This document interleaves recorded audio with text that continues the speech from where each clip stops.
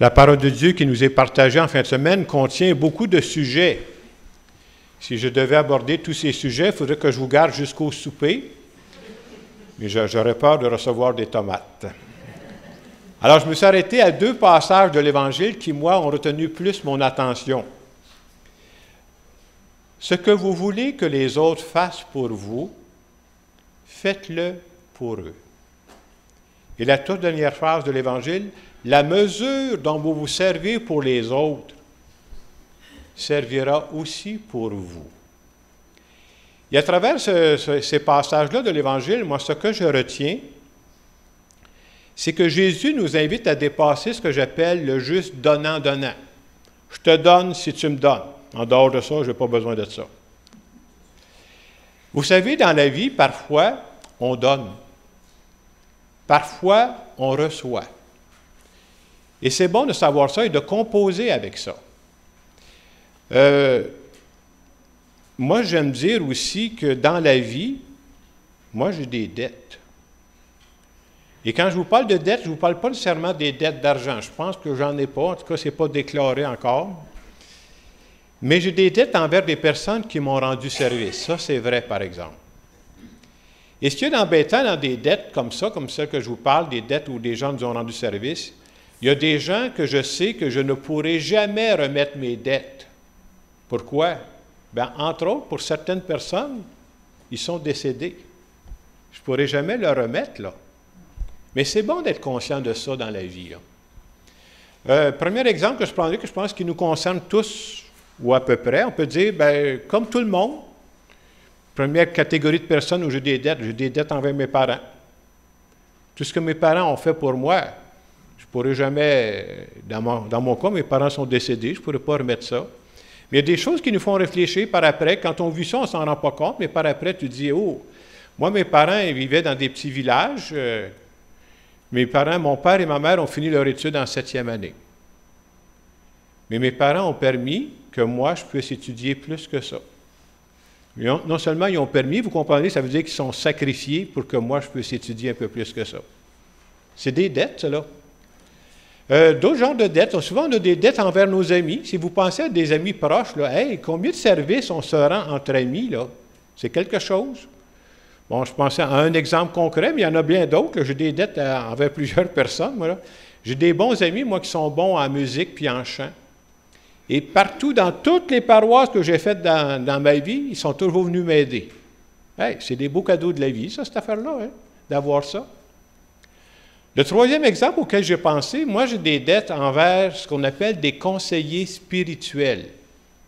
J'ai eu dans ma vie pendant des années ce qu'on appelle des conseillers spirituels, c'est-à-dire des gens qui m'ont aidé à certains tournants de ma vie à prendre certaines décisions. Je prends par exemple, à un moment donné, j'ai eu affaire à retourner aux études. Quand j'ai commencé à regarder pour retourner aux études, les gens que je contactais, on disait, « Bien, Jacques, on va t'apprendre le grec, parce que vous savez qu'il y a des parties de la Bible qui sont écrites en grec, on va t'apprendre l'hébreu. » Mais moi, je m'en vais curé en paroisse. Ça n'arrive pas souvent que je vous parle en grec et en hébreu. Je ne sais pas si vous avez remarqué ça, là. Je dis, c'est bien beau le grec puis l'hébreu, qu'est-ce que je vais faire avec ça, moi? Ça ne me servira jamais.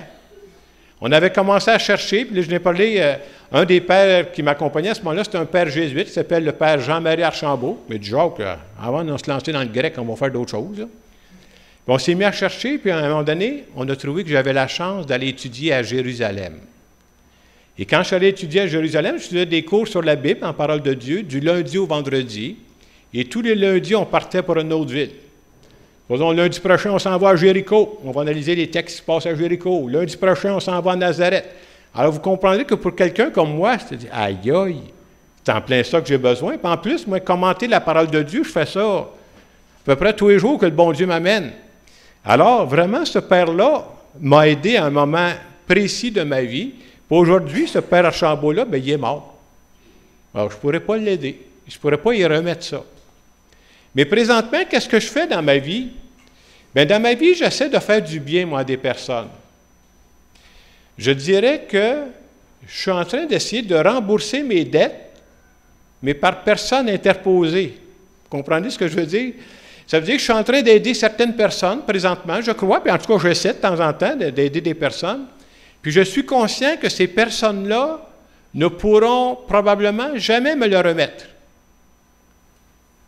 Mais quand je fais ça, je suis en train de faire tourner la vie. Et je trouve qu'à travers les paroles de l'Évangile de ce matin, c'est qu'on nous fait réfléchir, est-ce que nous sommes en train de faire tourner la vie? C'est-à-dire, peut-être que je ne pourrais pas remettre à certaines personnes, mais je suis en train de donner. Puis moi aussi, là, j'espère que quand je vais mourir, j'espère qu'il y aura beaucoup de personnes qui auront des dettes envers moi. Ça voudrait dire que j'ai essayé de faire du bien. C'est ça le but de la vie. Et c'est pour moi, c'est ça que ça dit présentement, les paroles. Hein? Ce que vous voudriez que les autres fassent pour vous, bien, faites-le pour eux. La mesure dont vous vous servez, soyons pas cheap, là.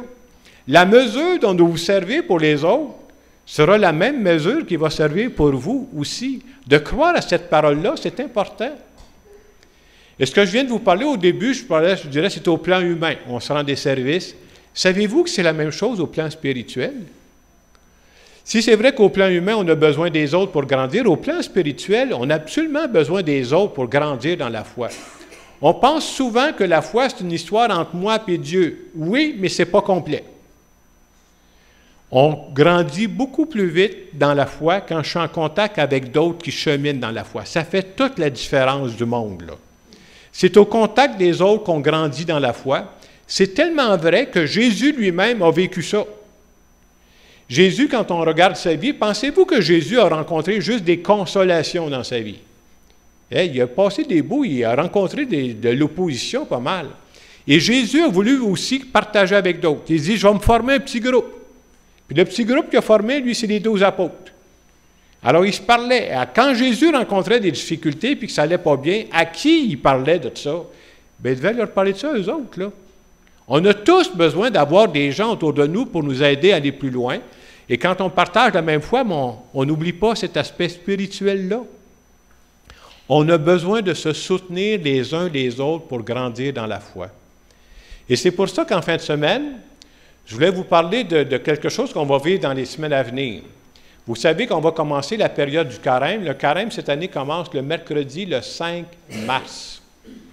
Et pendant la période du carême, l'Église en marche va proposer différentes soirées.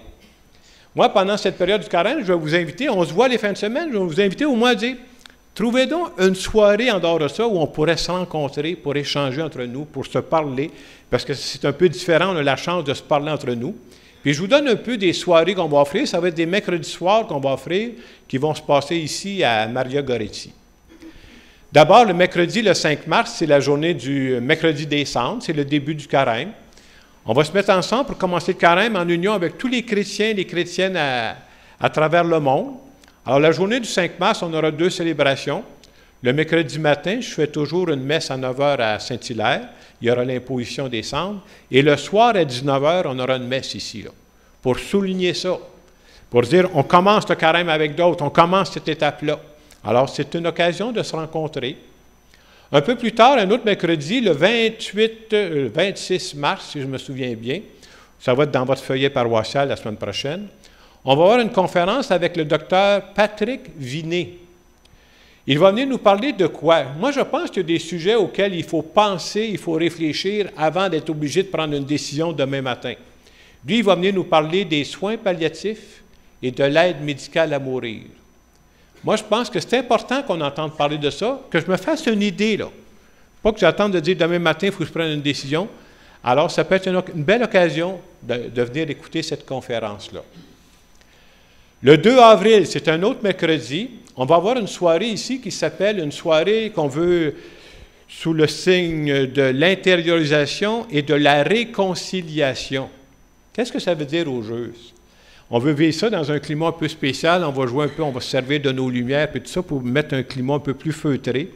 Et ce qu'on voudrait, c'est ceci, se réconcilier avec soi. C'est peut-être la première personne avec qui il faut se réconcilier. Se réconcilier avec les autres. Se réconcilier avec Dieu. Alors, on va vivre des activités dans ce sens-là.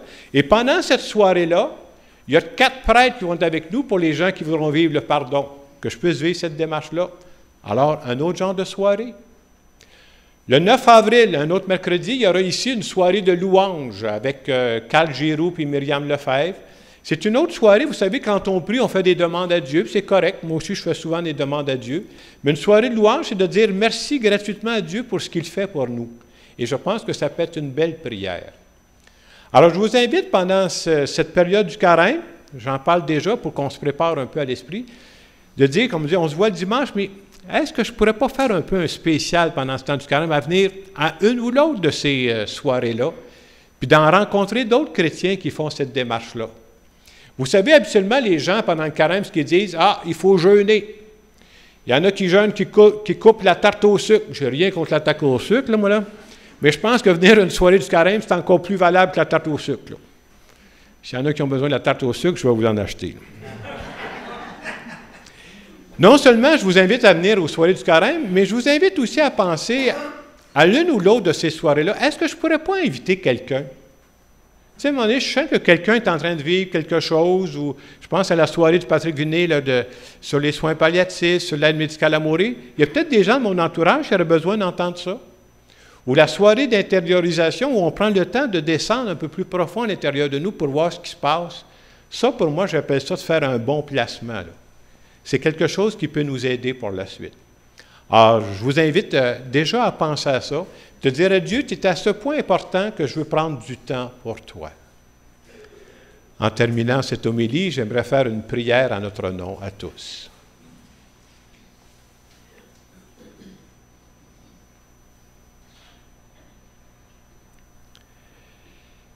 Seigneur Jésus, je te dis merci de me rappeler ce matin que tu comptes sur moi pour faire tourner la vie.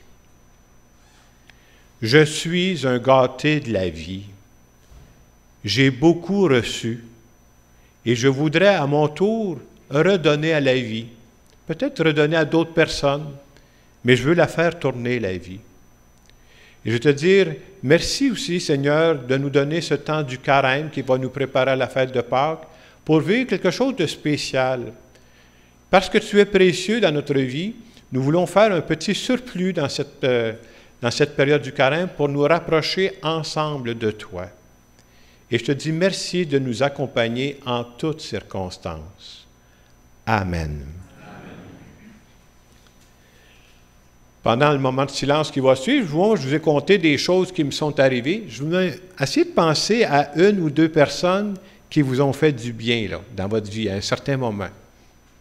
Et dites à Dieu, moi j'ai reçu du bien de ces personnes-là. Là. Aujourd'hui, moi je veux redonner aussi. Je vais peut-être probablement donner à d'autres personnes, mais je vais donner pour faire tourner la vie. Et peut-être qu'on peut prendre le temps pour dire, Dieu, qu'est-ce que je suis prêt à faire pendant cette période de carême qui va commencer pour me rapprocher de toi avec d'autres personnes?